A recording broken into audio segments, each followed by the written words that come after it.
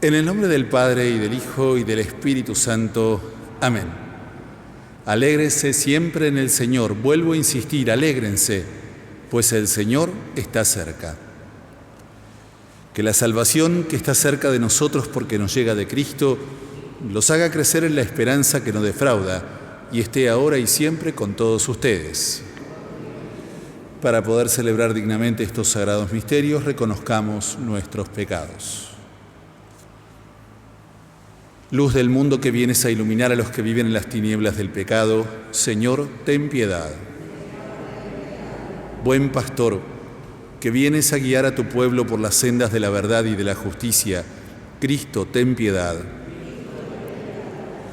Hijo de Dios, que volverás un día para dar cumplimiento a las promesas del Padre, Señor, ten piedad.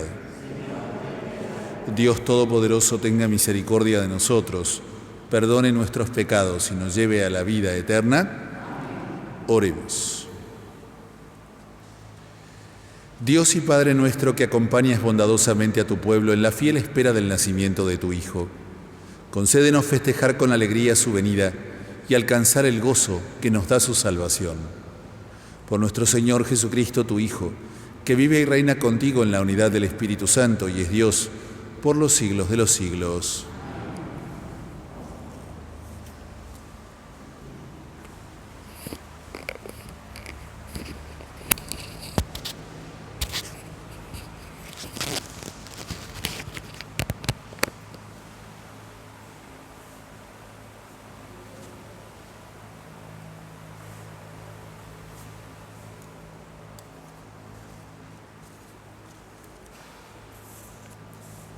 Sí.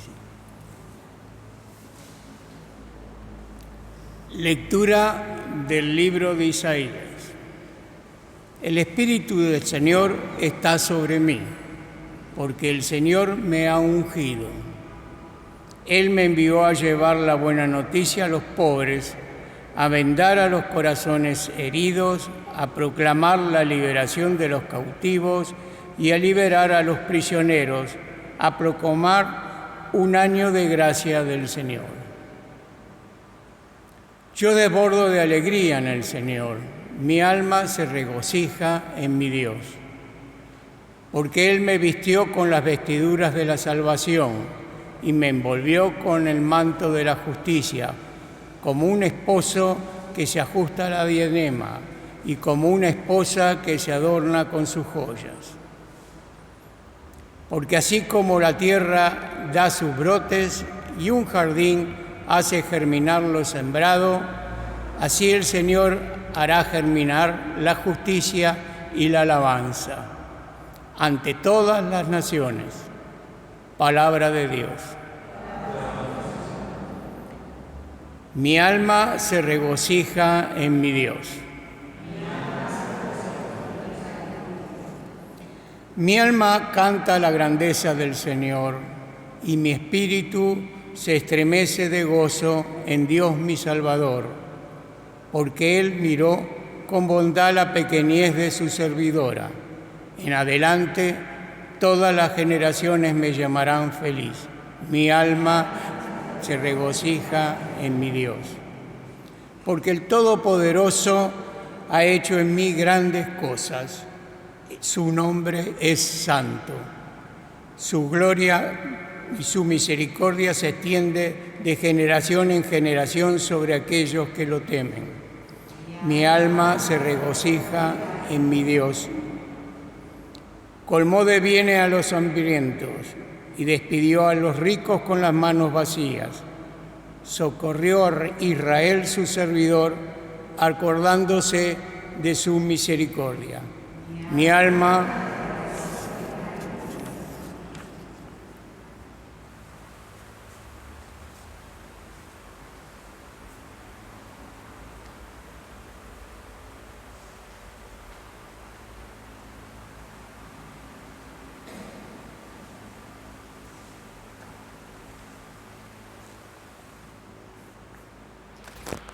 Lectura de la primera carta del apóstol San Pablo a los cristianos de Tesalónica. Hermanos, estén siempre alegres, oren sin cesar, Den gracias a Dios en toda ocasión. Esto es lo que Dios quiere de todos ustedes en Cristo Jesús. No extingan la acción del Espíritu, no desprecien las profecías, examínenlo todo y quédense con lo bueno. Cuídense del mal en todas sus formas. Que el Dios de la paz los santifique plenamente, para que ustedes se conserven irreprochables en todo su ser, espíritu, alma y cuerpo, hasta la venida de nuestro Señor Jesucristo. El que los llama es fiel y así lo hará. Palabra de Dios.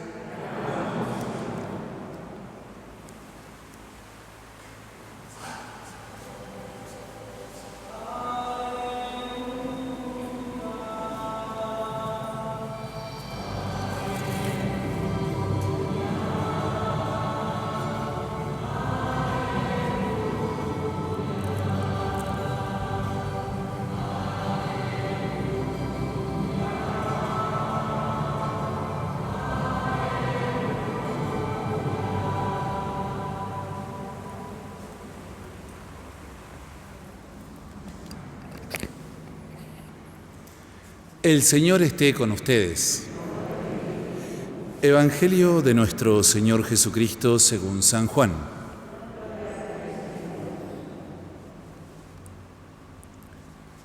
Apareció un hombre enviado por Dios que se llamaba Juan. Vino como testigo para dar testimonio de la luz, para que todos creyeran por medio de él. Él no era la luz, sino el testigo de la luz. Este es el testimonio que dio Juan cuando los judíos enviaron sacerdotes y levitas desde Jerusalén para preguntarle: ¿quién eres tú? Él confesó y no lo ocultó, sino que lo dijo abiertamente: yo no soy el Mesías. ¿Quién eres entonces?, le preguntaron. ¿Eres Elías? Juan dijo: no. ¿Eres el profeta? Tampoco, respondió. Ellos insistieron: ¿quién eres?, para que podamos dar una respuesta a lo que nos han enviado. ¿Qué dices de ti mismo? Y él les dijo: yo soy una voz que grita en el desierto, allanen el camino del Señor, como dijo el profeta Isaías. Algunos de los enviados eran fariseos y volvieron a preguntarle: ¿por qué bautizas entonces si tú no eres el Mesías, ni Elías, ni el profeta? Juan respondió: yo bautizo con agua, pero en medio de ustedes hay alguien al que ustedes no conocen. Él viene después de mí, y yo no soy digno de desatar la correa de su sandalia. Todo esto sucedió en Betania, al otro lado del Jordán, donde Juan bautizaba. Palabra del Señor.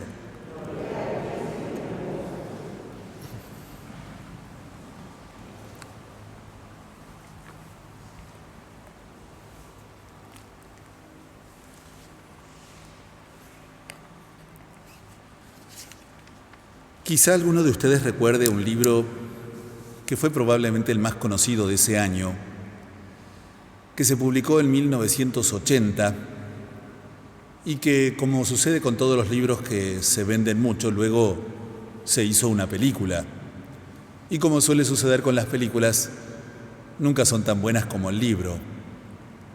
Me refiero a ese libro que se llamó El nombre de la rosa, de Umberto Eco, y que pretendía ser, aún con una mirada particular, porque ciertamente no era una persona de fe, por lo menos no de fe católica, pretendía ser una mirada sobre la sociedad europea del siglo XIII, que, saben ustedes, estaba marcada y que de alguna manera iba al ritmo de la fe católica, porque era más o menos, el medioevo tuvo como epicentro político y cultural nuestra fe.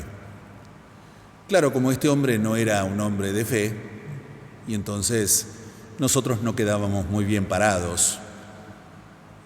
Con todo, no dejaba de ser una película interesante, un libro interesante, porque, como les decía antes, era una reflexión, y era una reflexión aguda, y se notaba además que Umberto Eco es un hombre culto, erudito, leído, como se dice en el campo, y por eso, algunos de sus análisis eran bastante agudos. Ya les repito, aunque no nos dejaba muy bien parados.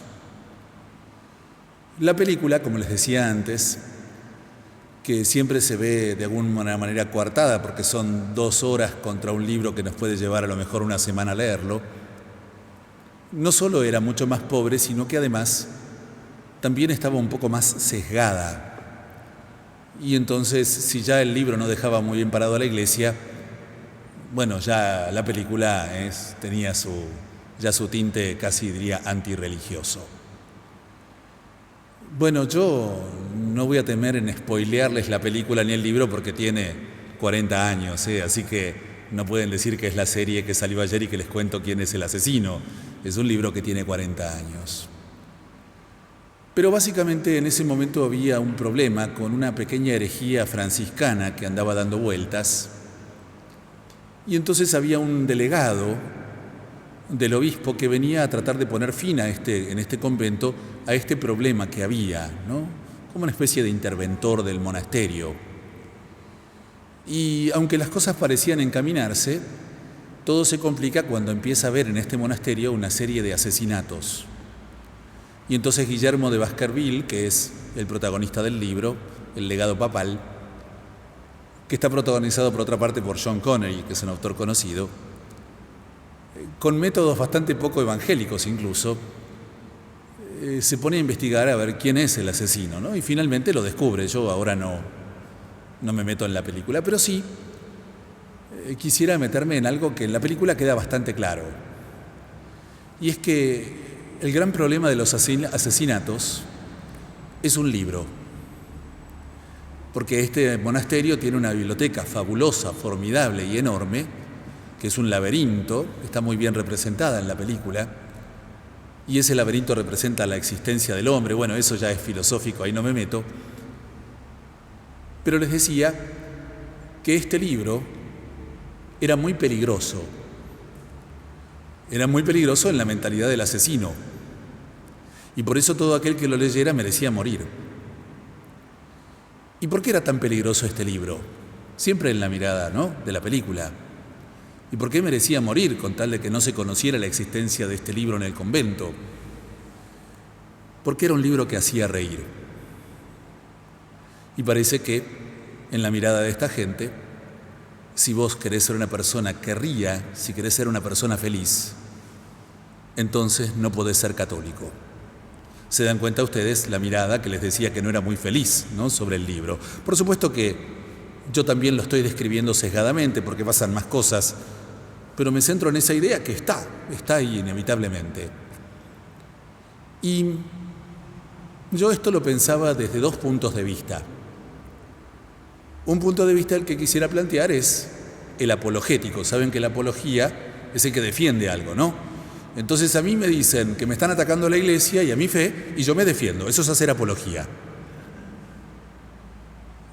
Y entonces a este hombre le digo, a Umberto Eco, y también al director que hizo la película, el guión adaptado, le digo esto: qué pena que nunca viniste a misa hoy, tercer domingo de Adviento.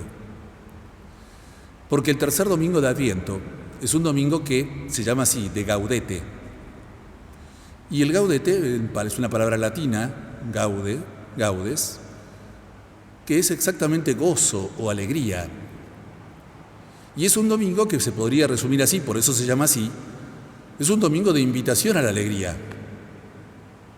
Miren, después si ustedes tienen ganas tranquilos en casa, vuelvan a leer la primera lectura y el Salmo. Y vean cuántas veces se escucha la palabra alegría, felicidad, gozo. No las conté, pero son unas 8 o 9, por ahí estoy seguro. Mi alma canta la grandeza del Señor, dice la Virgen, y mi espíritu se estremece de gozo en Dios mi Salvador. Todas las generaciones me llamarán feliz, dice la Virgen, ¿ven? Y la primera lectura es igual, en la misma sintonía, la profecía de Isaías. Bueno, pobre este hombre que pensó que para ser un santo hay que ser un hombre triste, porque nada más lejos de la realidad. Dicho esto, yo les dije que quería hacer 2 miradas. La segunda mirada es una mirada con realismo, de aquel que está dispuesto a aceptar una crítica, por más que a lo mejor tenga algo de negativa, o por más que de algún modo me deje un poco mal parado. Pero aceptar que a lo mejor, no porque nuestra fe de suyo sea una fe triste, sino porque a lo mejor nosotros los cristianos la hemos convertido en una fe triste. Y yo no quiero mirar para otro lado. Yo me acuerdo que yo cuando era chico era un perfecto fariseo. Saben ustedes cómo se enoja Jesús con los fariseos, ¿no? Jesús no tiene problemas de comer con los prostitutas, con los publicanos, con los pecadores, pero con los fariseos, con eso sí se tira. Y me acuerdo que a veces iba a un campo en la provincia de Buenos Aires y que todos los domingos yo renegaba un poco porque había que ir a misa. ¿Y saben cuál era el punto? Había encontrado por ahí, no sé quién decía que si vos tenías una distancia de 30 kilómetros con la iglesia o más, estabas dispensado de la obligatoriedad de ir a misa. Y ese campo quedaba a 27 kilómetros. De modo que yo tenía que ir a misa por 3 kilómetros de porquería. Y lo digo con esa mentalidad de niño y de adolescente, farisaica por completo. Y podría agregarle en esto, por ejemplo, el precepto de la carne y los viernes. Me acuerdo un Viernes Santo, yo pecador, que durante todo el día presumí de no haber comido, pero ni un gramo de nada. Fíjense que viernes que cumplí el ayuno y la abstinencia, ¿no? Y a eso de las 11 prendí el fuego para comer un asado maravilloso, 12 y 10 de la noche. Un fariseo perfecto. Y cosas como estas podría decir muchas de mí para no acusar a nadie. Pero podría decir también cómo con sorpresa vi una película de un sacerdote español, que en realidad es algo así como un documental de su vida, en que una de las cosas que más le alababan contemporáneamente a este sacerdote, porque es un sacerdote que murió hace unos pocos años, era que era un hombre que siempre, todo el tiempo, no importaba lo que pasara, tenía una sonrisa en su cara. Y yo, que mucho tiempo de mi vida fui fariseo, me di cuenta que tengo mucho más tendencia a poner cara de enojado que una cara que brota de la alegría del Evangelio. Y que a veces sonreír me saca o me significa un esfuerzo. Y digo, todo eso es limitación humana y pobreza personal, porque no tiene nada que ver con el Evangelio y con la Escritura y con lo que nos enseñó el Señor Jesús. De modo que a lo mejor Umberto Eco sí tenía un poco de razón, cuando a lo mejor sin haber leído tanto y sin saber que nuestra fe en el fondo es una invitación a la alegría, eso celebramos hoy, de alguna manera nosotros nos hemos organizado para convertir nuestra fe en algo bastante parecido a un velorio de un ser querido. Y digo a propósito de un ser querido porque vieron que los chistes de humor negro siempre andan dando vuelta en los velorios cuando no sos el pariente cercano. Y entonces quizá este domingo, ya que todo el Adviento es una invitación a la conversión, pero este domingo especialmente, quizá la conversión pase por aprender a preguntarme lo siguiente: ¿es mi fe una fe alegre? ¿Es mi fe un motivo de alegría para los demás? ¿Es mi fe evangélica? ¿Saben por qué digo evangélica? Porque evangelio en griego significa literalmente buena noticia. ¿Vivo yo mi fe como una buena noticia? ¿Como algo que me cambia el corazón? Bueno, quizá le tengamos que pedir al Señor la gracia de poder celebrar no una vez al año, sino todos los días de nuestra vida, el domingo de Gaudete. Que así sea. Profesemos nuestra fe. Creo en Dios, Padre Todopoderoso, Creador del cielo y de la tierra.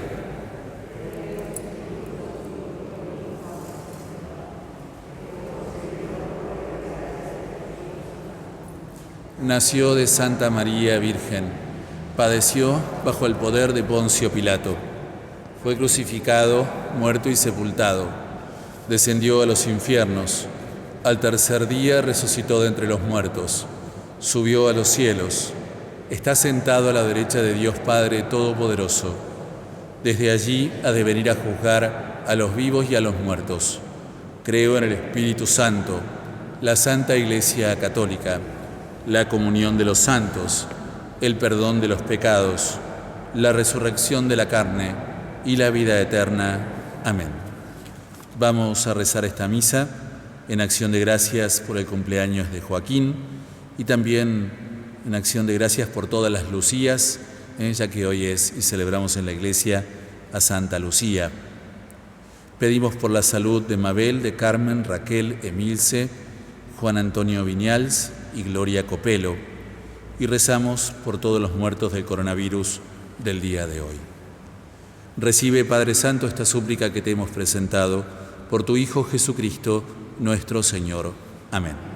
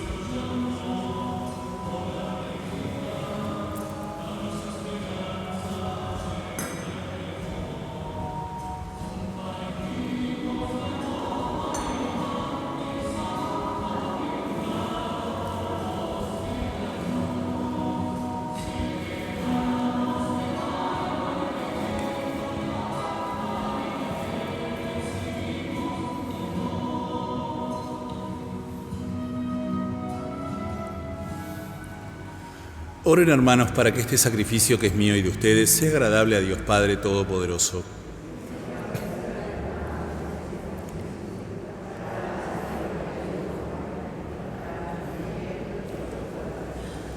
Ayúdanos, Padre, a ofrecerte este sacrificio como expresión de nuestra propia entrega, para que así cumplamos debidamente lo que tú mismo nos mandaste celebrar y obtengamos la plenitud de la salvación. Por Jesucristo nuestro Señor. El Señor esté con ustedes. Levantemos el corazón. Demos gracias al Señor nuestro Dios. En verdad es justo y necesario, es nuestro deber y salvación darte gracias siempre y en todo lugar, Señor Padre Santo, Dios Todopoderoso y Eterno, por Cristo, Señor nuestro. Porque Él es el Salvador que en tu misericordia y fidelidad prometiste al hombre extraviado, para que su verdad instruyera a los ignorantes, su santidad justificara a los pecadores y su fuerza sostuviera a los débiles. Al acercarse el tiempo en que ha de llegar tu enviado y amanece el día de nuestra salvación, llenos de confianza en tus promesas, cantamos, Padre, con filial alegría, el himno de tu gloria. Santo, santo, santo es el Señor. Hosana en las alturas, bendito es el que viene en nombre del Señor. Santo eres en verdad, Padre, y con razón te alaban todas tus criaturas, ya que por Jesucristo tu Hijo, Señor nuestro, con la fuerza del Espíritu Santo das vida y santificas todo, y congregas a tu pueblo sin cesar para que ofrezca en tu honor un sacrificio sin mancha, desde donde sale el sol hasta el ocaso.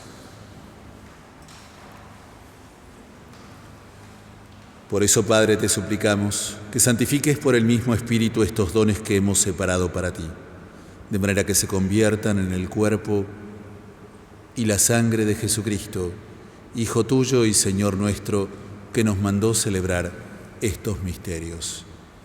Porque Él mismo, la noche en que iba a ser entregado, tomó pan, y dando gracias te bendijo, lo partió y lo dio a sus discípulos, diciendo: tomen y coman todos de él, porque esto es mi cuerpo, que será entregado por ustedes.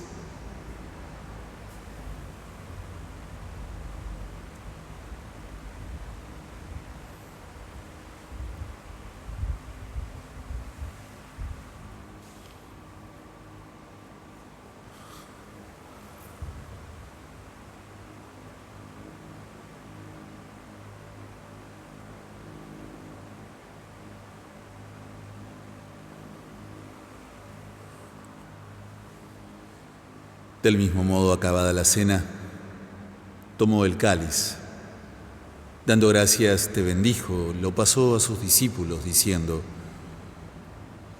tomen y beban todos de él, porque este es el cáliz de mi sangre, sangre de la alianza nueva y eterna, que será derramada por ustedes y por muchos para el perdón de los pecados. Hagan esto en conmemoración mía.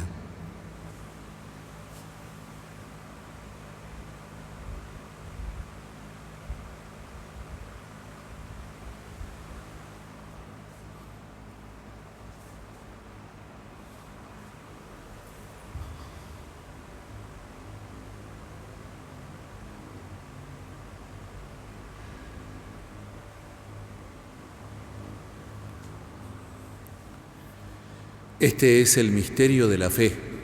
Anunciamos tu muerte, proclamamos tu resurrección. Ven, Señor Jesús.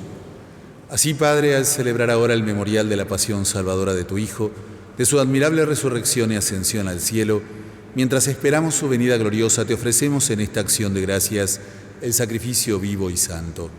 Dirige tu mirada sobre la ofrenda de tu Iglesia y reconoce en ella a la víctima por cuya inmolación quisiste devolvernos tu amistad, para que, fortalecidos con el cuerpo y la sangre de tu Hijo y llenos de su Espíritu Santo, formemos en Cristo un solo cuerpo y un solo Espíritu.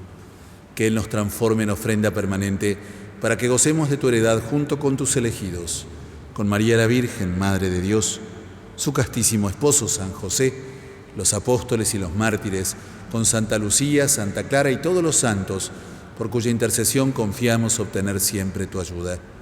Te pedimos, Padre, que esta víctima de reconciliación traiga la paz y la salvación al mundo entero. Confirma en la fe y en la caridad a tu Iglesia peregrina en la tierra, a tu servidor, el Papa Francisco, a nuestro obispo Mario, al orden episcopal, a los presbíteros y diáconos y a todo el pueblo redimido por ti. Atiende los deseos y súplicas de esta familia que has congregado en tu presencia. Reúne en torno a ti, Padre misericordioso, a todos tus hijos dispersos por el mundo, a nuestros hermanos difuntos.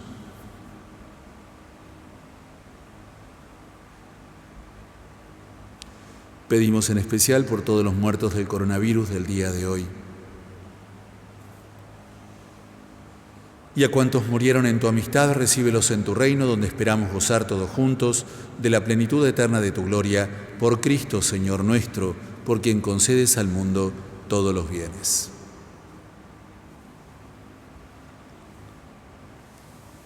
Por Cristo, con Él y en Él, a ti, Dios, Padre omnipotente, en la unidad del Espíritu Santo, todo honor y toda gloria, por los siglos de los siglos. Fieles a la recomendación del Salvador y siguiendo su divina enseñanza, nos atrevemos a decir: Padre nuestro, que estás en el cielo, santificado sea tu nombre, venga a nosotros tu reino, hágase tu voluntad en la tierra como en el cielo. Danos hoy nuestro pan de cada día, perdona nuestras ofensas, como también nosotros perdonamos a los que nos ofenden. No nos dejes caer en la tentación y líbranos del mal. Amén. Líbranos, Señor, de todos los males, y concédenos la paz en nuestros días, para que, ayudados por tu misericordia, vivamos siempre libres de pecado y protegidos de toda perturbación, mientras esperamos la gloriosa venida de nuestro Salvador, Jesucristo. Tuyo es el reino, tuyo el poder y la gloria, por siempre, Señor. Señor Jesucristo, que dijiste a tus apóstoles, la paz les dejo, mi paz les doy, no tengas en cuenta nuestros pecados, sino la fe de tu Iglesia, y conforme a tu palabra concédele la paz y la unidad.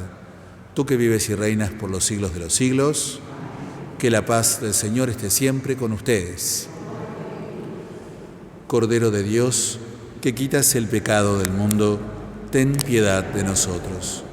Cordero de Dios, que quitas el pecado del mundo, ten piedad de nosotros. Cordero de Dios, que quitas el pecado del mundo, danos la paz.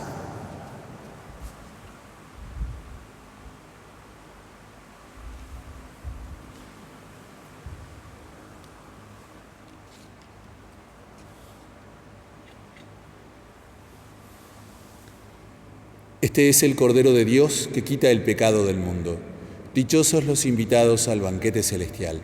Señor, no soy digno de que entres en mi casa, pero una palabra tuya bastará para sanarme.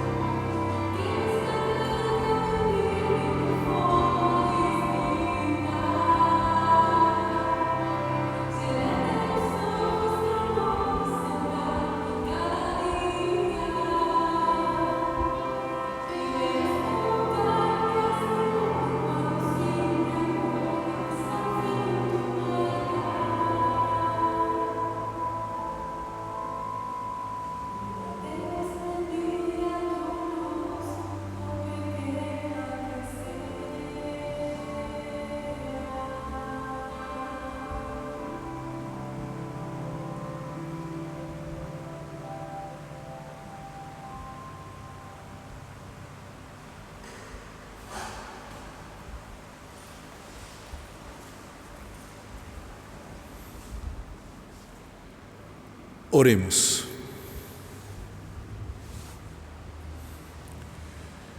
Señor y Dios nuestro, imploramos tu clemencia para que la fuerza de este alimento divino, liberándonos de todo pecado, nos prepare para la celebración del nacimiento de tu Hijo, que vive y reina por los siglos de los siglos. El Señor esté con ustedes. Y que la bendición de Dios Todopoderoso, del Padre, del Hijo y del Espíritu Santo, descienda sobre ustedes y permanezca para siempre. Hemos celebrado la Santa Misa, vayamos en alegría y en paz.